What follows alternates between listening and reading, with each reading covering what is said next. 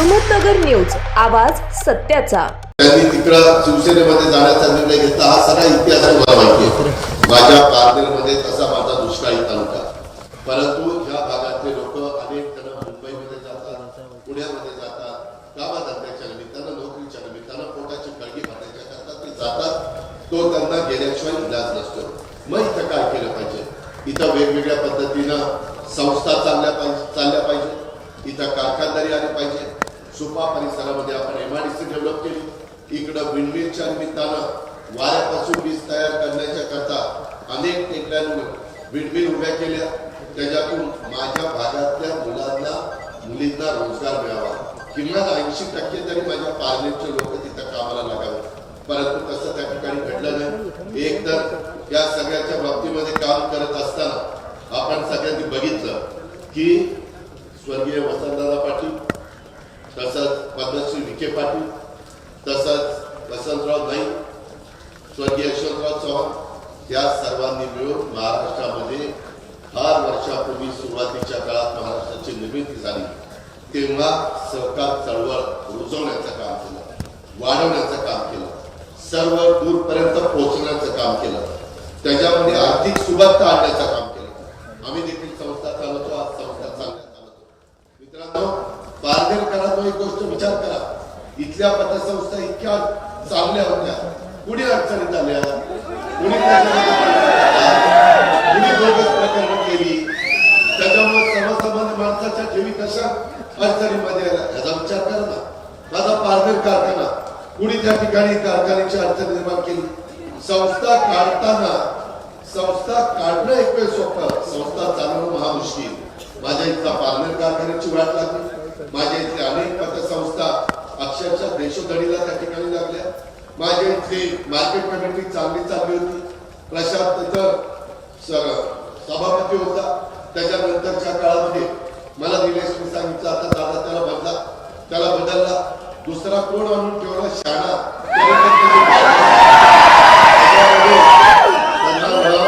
हे किती झाकून ठेवण्याचा प्रयत्न केला तरी हे झाकलं जाणार नाही।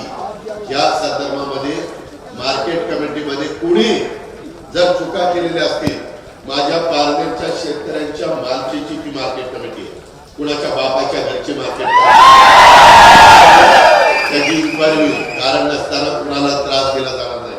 परंतु कुणी जर त्याची डुबाडूब केली असेल, तिथं पैसा खाल्ला असेल, तर अशांना चक्की पिसिंग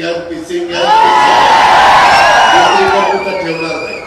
इन्क्वायरी केली जाईल, दूध का दूध, पाणी का पाणी। चुकीचं असेल तर शासन, चुकीचं नसेल तर तुम्हाला मोकळी, ही आपली कामाची भूमिका आहे।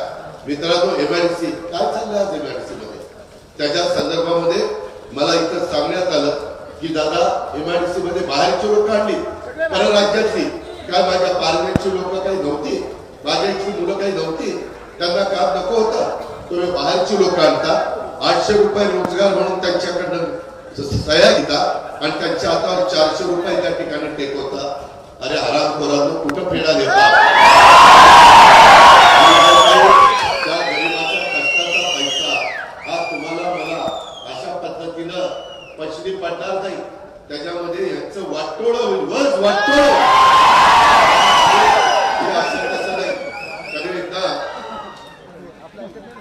त्याच्यामध्ये तुम्ही काळजी करू नका। आम्ही अनेक उद्योगपतींना सांगितलं, माझेही उद्योगपती अमित शहाची माझी ओळख आहे, त्याच्यामध्ये नरेंद्र मोदी साहेबांची ओळख आहे, अनेक उद्योगपतींची अडाणी असतील, अंबानी असतील, टाटा बिर्ला असतील, सगळ्यांच्या आमच्याही ओळखी झाल्या। आम्ही आमच्या ओळखीचा वापर ज्या भागामध्ये कारखानदारी येणं गरजेचं आहे आणि माझ्या तिथल्या तरुण तरुणींच्या हाताला काम मिळणं आणि त्यांच्या रोजीरोटीचा प्रश्न सोडवणं आणि त्यांचा प्रपंच चांगला मार्गी लागला। मी माझ्याही भागामध्ये इंदापूर तालुका, आमचं कुरकुम दौंड तालुका, आमचा बारामती तालुका, आमचं तळेगाव मावळ, आमचं रांजणगाव, आपला शिरूर, अशा सगळ्या भागामध्ये माझ्याकडे इंडस्ट्री आहे। मी त्याच्यामध्ये कायदा सुव्यवस्था चांगली ठेवायचा प्रयत्न करतो। पुढे जर दादागिरी गुंडगिरी गेली तर मी त्यांचा ऐकत नाही, तो माझ्या जवळचा आहे तर तो माझ्या लांबचा आहे, अशा पद्धतीचा भेदभाव मी त्या ठिकाणी करत नाही, कारण कारखानदारी टिकली पाहिजे, कारखानदारीचं नुकसान होता कामा नये। आपल्या मुलांचा मुलींचा रोजगार हा त्या ठिकाणी बुडता ही माझी भूमिका.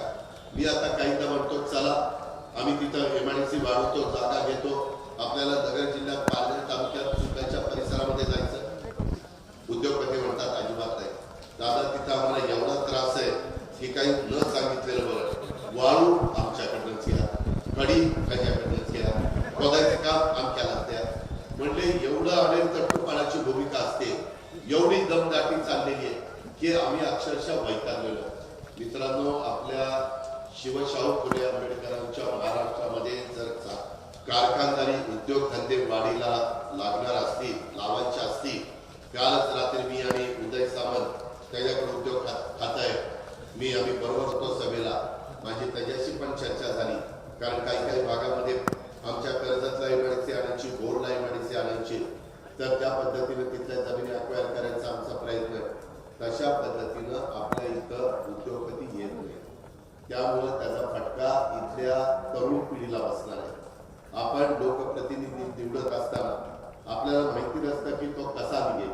आपण चांगला निघेल या नात्याने त्याला निवडून देतो, परंतु ते नंतरच्या काळामध्ये त्यांनी त्यांचे एक एक दिवे दाखवायला सुरुवात केली तर त्याचा परिणाम माझ्या त्या तालुक्याच्या सर्वांगीण विकासावर होतो. मित्रांनो, हे आपल्या महाराष्ट्राला परवडणार नाही. बऱ्याचशा ठिकाणी अशा चुकीची माणसं गेल्यानंतर तिथली बाजारपेठ उद्ध्वस्त झाली, तिथली इंडस्ट्री उद्ध्वस्त झाली, तिथं बेकारी वाढली. आणि मग बाकीचे म्हणतात किंवा आम्ही तुम्हाला दिलं होतं, तुम्ही नको त्या माणसाचा निवडून देता आणि त्यांच्या हातामध्ये सूत्र देता. मागच्या वेळेस आमदारकीच्या वेळेस माझी पण चूक झाली. मी महाराष्ट्रामध्ये खरं बोलणारा कार्यकर्ता. मला निलेशने सांगितलं की दादा, मला तुमच्या पक्षामध्ये यायचं. मला आमच्या 4 दिशेला 4 जणांची तोंड होती, ती सगळी एकत्र आणणं मला महाकठीण केलेलं होतं. मी त्याच्या आधी सुजितला तिकीट दिलं, परंतु ती पडला. त्यावेळेस नंतरच्या काळामध्ये मला वाटतं वैभव नाईक, संग्राम आणि राहुल जगताप हे तिघं मी विधानसभेला निवडून आणले. मागच्या मी विचार करत होतो, शेवटी मी पण राजकारणी माणूस आहे, पण मी विकासाचा ध्यास घेतलेला माणूस आहे, मी कामाचा माणूस आहे. आणि मला काही तुमच्यासाठी इथं बसणाऱ्या अनेकांनी मला सांगितलं, दादा निलेशला द्या, दादा निलेशला द्या. तुमच्यातले अनेक जण तेव्हा आलेले होते आणि तुमच्या प्रेमा खातर, तुमच्या आग्रहा खातर मी उमेदवारी दिली. तुम्हाला वाटलं नव्हतं की बाबा नंतर असे दिवे लावेल आणि त्याला आपण निवडून आणला. प्रचंड मताने तुम्ही निवडून आणला. गडी दिसायला दिसतो बारका असा काठी, परंतु लय पोचलेला आहे. त्यामध्ये मी त्याला विकास कामाच्या करता निधी द्यायचो, सगळं काही करायचो. मला वाटायचं, मला एक दिवस घरी घेऊन गेला, किती साधं घर आहे, कसे माझे आई वडील आहे, कसा माझा प्रपंच आहे, अमुक सगळं मला त्यांनी दाखवलं. मला नाही वाटलं की बाबा ठीक आहे काम करतोय, परंतु नंतर एक त्याची लक्षणं जेव्हा कळायला लागली की या त्याला उमेदवारी दिल्यानंतर, आमदार झाल्यानंतर इकडं लोकांना दमदाटी करायची, कार्यकर्त्यांना. आता तिथं आपले जे काही उमेदवार आहेत, सुजय विखे पाटील, ते महायुतीचे उमेदवार, मग महाविकास आघाडीचे उमेदवार, हे आपल्या म्हणजे आमच्या कार्यकर्त्यांना जाहीर धमक्या देतात. त्याच्यानंतर निवडणुका होऊ द्या, यांच्याकडे बघतो असं वारंवार कार्यकर्त्यांना धमकवतात. त्याच्यावर काही कार्यकर्ते घाबरतात, अधिकाऱ्यांना देखील जाहीर धमक्या देतात. अधिकाऱ्यांना वाटत असेल किंवा सत्ताधारी पक्षाचा आमदार आहे, कुठे एकदा नादी लागा, जर आपली बदली झाली, कुठं आपल्याला गडचिरोली दाखवलं तर आपलं सगळं नुकसान. त्याच्यावर त्या विचारांनी सहन केलं. अरे कलेक्टर लोकांना आज देखील आम्ही उपमुख्यमंत्री आहोत, आज देखील कलेक्टरांना रिस्पेक्ट द्यायचा असतो. अहो कलेक्टर वगैरे बोलायचं असतं. इथं पाट्या एक कलेक्टर एक नाही, पोलीस अधिकाऱ्यांना मी तुमचा बाप येतोय, अशा प्रकारच्या धमक्या. अरे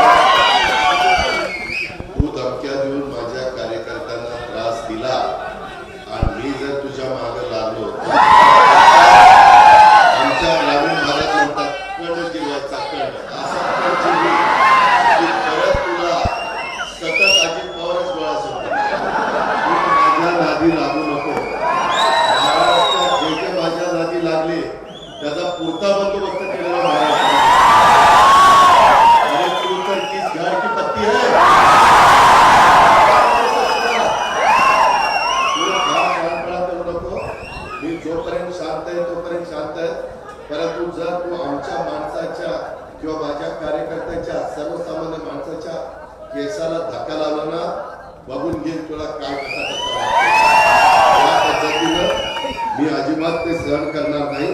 तुम्ही फक्त तुमचा तारतम्य ठेवा. कायदा सुव्यवस्था हातामध्ये घेऊ नका. कायदा हातामध्ये घेऊ नका. सुव्यवस्था चांगली ठेवण्याचं काम पोलीस खातं करेल. मी आचारसंहिता संपल्यानंतर त्या सगळ्या अधिकाऱ्यांची बैठक घेणार आणि त्यांना सांगणार आता तर तो आमदार पण नाही. तुम्ही जसं कॉमन मॅन आहे तशा पद्धतीने तो कॉमन मॅन आहे. त्याच्यामुळं त्याची आरेरावी अधिकाऱ्यांनी सहन करण्याचं कारण नाही. जिल्हाधिकाऱ्यांनी सहन करण्याचं कारण नाही. इतर देखील लोकांनी कार्यकर्त्यांनी पण ते सहन करू नका. आरेला कार्य करायला शिकलं पाहिजे. आपण होऊन कुणाला त्रास द्यायचा नाही. कुणी अंगावर आलं तर शिंगावर घ्यायला देखील घाबरायचं आपल्याला काही चालणार. आपण युगपुरुष छत्रपती शिवाजी महाराजांचे मावळे आहोत. आपल्याला त्यांनी आपल्याला आदर्श दिलेला आहे. आपल्याला काम करताना शिवशास्त्री आंबेडकरांची विचारधारा घेऊन 18 पगड जाती 12 बलुतेदारात आपल्याला न्याय द्यायचा आहे. आपल्याला नाहक त्रास कुणाला द्यायचा नाही. परंतु आता 2च दिवस राहिले.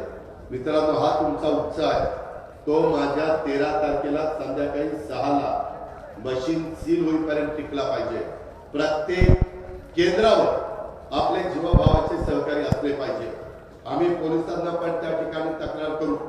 आम्ही निवडणूक आयोगाला पण सांगू इकडे बंदोबस्त जास्त ठेवा. त्याबद्दल तुम्ही काळजी करू नका.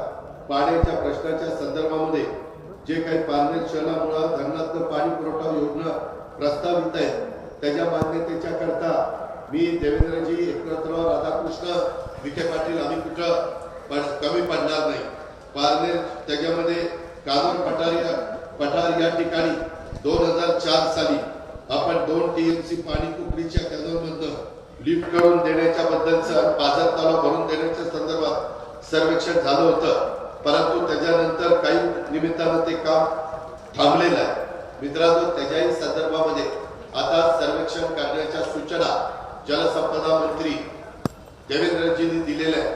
मी त्यांना जो काही सर्वेक्षणाला निधी लागेल तो त्या ठिकाणी देईल. त्याबद्दल आपण काळजी करू नका. काल मी जुन्नरला जी सभा केली ती सभा करत असताना माझ्या डिंबे धरणाला जो बोगदा काढायचा आहे त्याच्यातनं माझ्या पारनेर तालुक्यात, माझ्या नगर जिल्ह्यात, माझ्या सोलापूर जिल्ह्यात काही तालुक्यामध्ये गैरसमज पसरून देत आहेत. मित्रांनो, त्यांचं पाणी त्यांना राहील. तुमचं हक्काचं पाणी तुम्हाला मिळेल.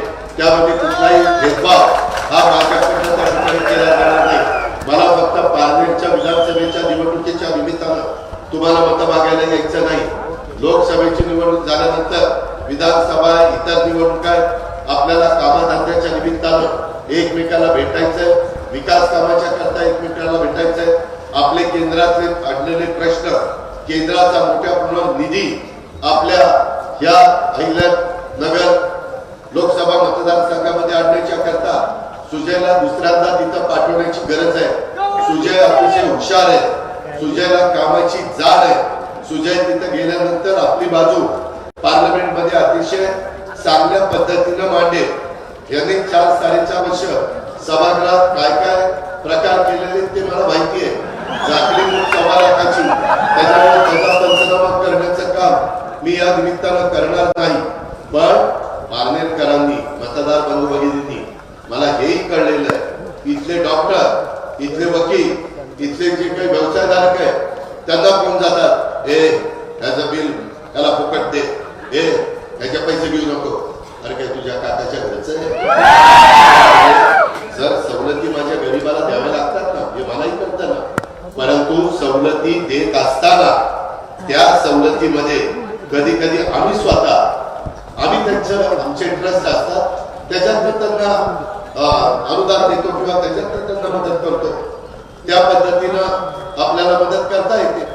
परंतु मी डॉक्टरला सांगितलं तू बिल घेऊ नको, त्या डॉक्टरचा दवाखाना कसा चालेल? एक सांगता येईल की डॉक्टर जरा बिल नियमाप्रमाणे घ्या. तो गरीब आहे, त्याला फार त्रास देऊ नका. वरचे पैसे आम्ही वर्गणी करून भरतो याची जाणीव ठेवा. इथपर्यंत ठीक आहे. परंतु तुम्ही जर इथल्या व्यवसायधारकांना दमदाटी करायला लागला तर मित्रांनो हे फार काळ टिकत नसतं. 4-1 वर्षात 4.5 वर्षात हे सगळं आता फुगा होता तो फुटला आहे. आता सगळं वस्तुस्थिती पुढे आलेली आहे. पारनेरकरांनो, तुम्ही उद्याच्याला मतदान केंद्रावर जा, त्यावेळेस अतिशय व्यवस्थितपणे आपण त्या ठिकाणी मतदान करा. कमळाच्या शेजारचं बटन दाबण्याचं काम, कमळाच्या समोरचं बटन दाबण्याचं काम करा. देसवडे म्हणून या छोट्या गावात ग्रामपंचायतीचा अविश्वास ठरवायच्या वेळी आमदाराचा लोगो असलेल्या गाड्यांच्या मधनं 200 सराईत गुंड पाठवून दहशत करण्याचा प्रयत्न केला होता. मात्र गावकऱ्यांनी त्या आमदाराच्या गुंडांना सगळ्यांना पिटाळून लावलं. अशा पद्धतीनं एकी तुम्हाला दाखवावी लागेल. तुम्ही पण घाबरू नका, तुम्ही एकटे नाहीये. आम्ही तुमच्या पाठीशी आहे, विखे पाटील तुमच्या पाठीशी आहे, सुजय तुमच्या पाठीशी आहे. तुम्ही अजिबात घाबरू नका. आम्ही एवढेच नाही, महायुती तुमच्या पाठीशी आहे. तुम्ही एकटा असं अजिबात समजू नका.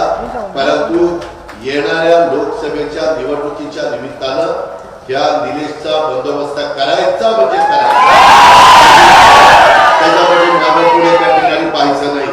हा उत्साह हा 6 वाजेपर्यंत 13 तारखेला टिकला पाहिजे. अजूनही कोण थोडस दहशत खाली असेल, दबावाखाली असेल, प्रेशर खाली असेल तर त्यालाही सांगा. आज अजित पवार आला होता, त्याने असं सांगितलेलं आहे, तो आपल्या पाठीशी उभा राहणार आहे. तुम्ही एकटे समजू नका, तुम्हाला तो वाऱ्यावर सुटणार नाही. तो शब्दाचा पक्का आहे असं माझ्या वतीनं त्यांना सांगा. आणि तो सांगावा दिल्यानंतर त्यांनाही जरा आधार वाटेल.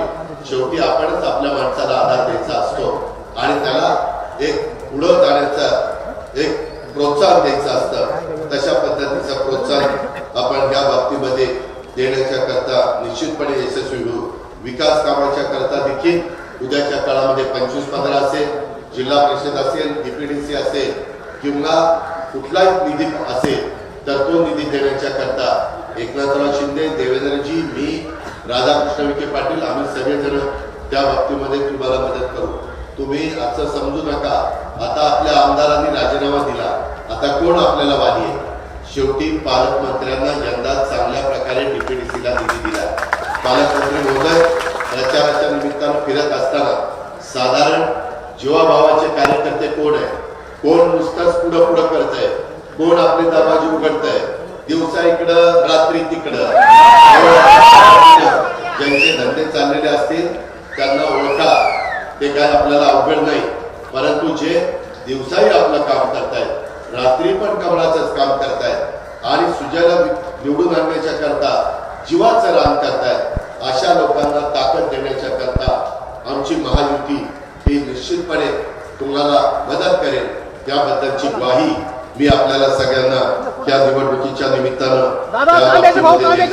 मित्रांनो, जे गुंड लोक आहेत त्या गुंडांच्याही बद्दलचा बंदोबस्त, त्याच्या संदर्भामध्ये त्यांना मोका लावायचा, तडीपार करायचं का आणखीन काय करायचं, त्यांच्या चुका असतील, ज्यांच्या कुणाच्या चुका असतील त्यांच्याबद्दलची योग्य ती कारवाई पोलीस खातं त्याबद्दलचं करेल. त्याबद्दल आपण कुणी शंका मनामध्ये अजिबात आणण्याचं कारण नाही. बाबांनो, याच्यामध्ये जी काही फसवाफसवी चालली आणि वेगवेगळ्या पद्धतीनं महसूल विभागाच्या मार्फत ऑनलाईन वाळू देखील तुम्हाला देण्याच्या करता इथं अवैध वाळू उपसामुळं गाव पातळीवर गुंडगिरी वाढलेली आहे, हे पण आपल्याला माहिती आहे. वाळूचा साठा करून तोंडाला येईल ती किंमत त्या ठिकाणी बांधकाम व्यावसायिकाला द्यावी लागते.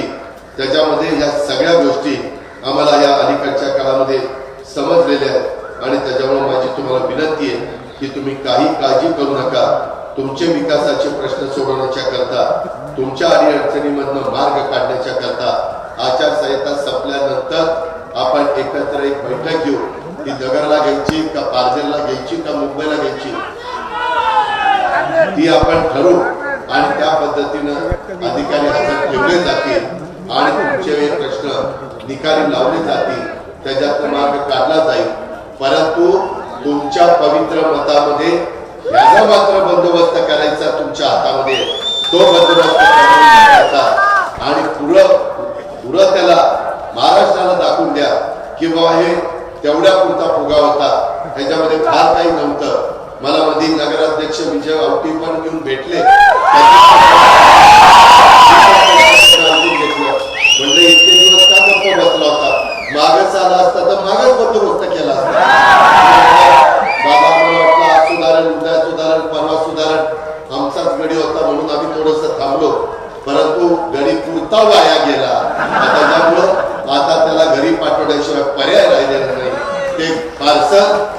ऑक्टोबरच्या 13 तारखेला मतदानाच्या निमित्तानं 4 तारखेला मतपेट्या उघडल्या जातील त्यावेळेस हे लंकेचं पार्सल घरी पाठवायचं काम करा ही विनंती करतो आणि आपल्या सगळ्यांची रजा घेतो. जय हिंद जय महाराष्ट्र.